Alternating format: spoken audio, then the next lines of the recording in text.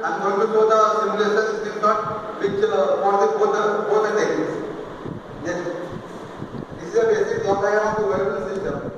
Here the data transmitted in the serial form, which is going to be converted into the parallel bits, and each bit going to be sampled by using the IDFT, and we add the cyclic prefix in order to get the guard interval in order to reduce the ISA, inter symbol interference. And then it goes to the DPX converter, and we obtain the RTL waveform system. And this is the waveform transmitter which transmits the signal, and they receive by this antenna, which receives the signal and do the reverse process. And we obtain our original data stream. This is a major drawback in the waveform system, which is a PFPR, which can be calculated by using this formula. It can be defined as the maximum power of the transmitted waveform signal to the average power of the same signal. And the major drawback of the waveform signal is due to the large PFPR, it saturates the power amplifier and inefficient power amplifier, and which can cause inter-modulation distortion. And it also increases the complexity of the DPA converter and A to D converter, which increases the cost of the system. Hence, it becomes necessary to reduce the power to reduce the PFPR of the waveform system. And this is a peak reduction correct technique.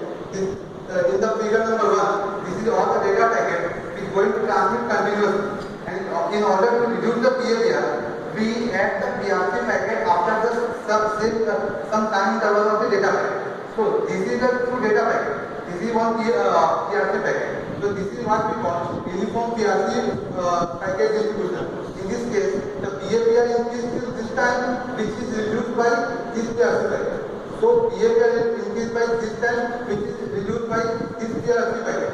So this is what the uniform PRC packet distribution. And in the case of the random PRC packet distribution, we distribute not PRC generates the distribute the PRC packet randomly. So whatever the PFPR occurs at this time interval, which is reduced by this PRC packet, and the same thing happened here also. Next, this is an amplitude cleaving technique. In that case, we set the threshold value. When the threshold value exceeds, so clipper will clip the amplitude of this data packet, and it will transmit the signal. So and the signal whenever the signal having the value higher than this predetermined value are clipped, and the rest are allowed to pass through undistorted. So due to this distortion, due to the clipping of the signal, there is the source of the noise transfer. So this is the one major disadvantage in this technique. Okay, and whatever I am telling you, that is written here. This is the simulation result. This is the 3 users, node number 0, 1, 2. And when this is a multi-user, when these 3 users going to transmit the data packet to the router number 3, so due to the continuous transmitting the independent data packet, there is a congestion occurs. So PFPR become high. So due to that, there is a loss of packet occurs. You can see that.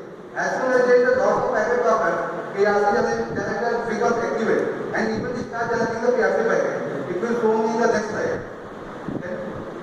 See. As soon as the PRC generator starts generating the PRC packet, you can see it becomes red, and there is no loss of the packet occurs.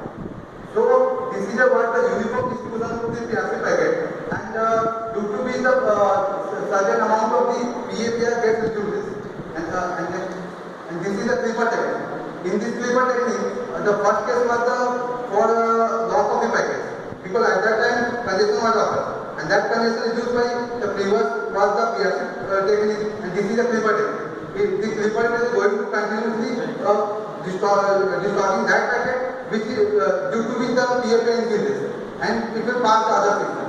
So by doing this, we observe the test file, and we obtain the data, and using the PFPR formula, we got this.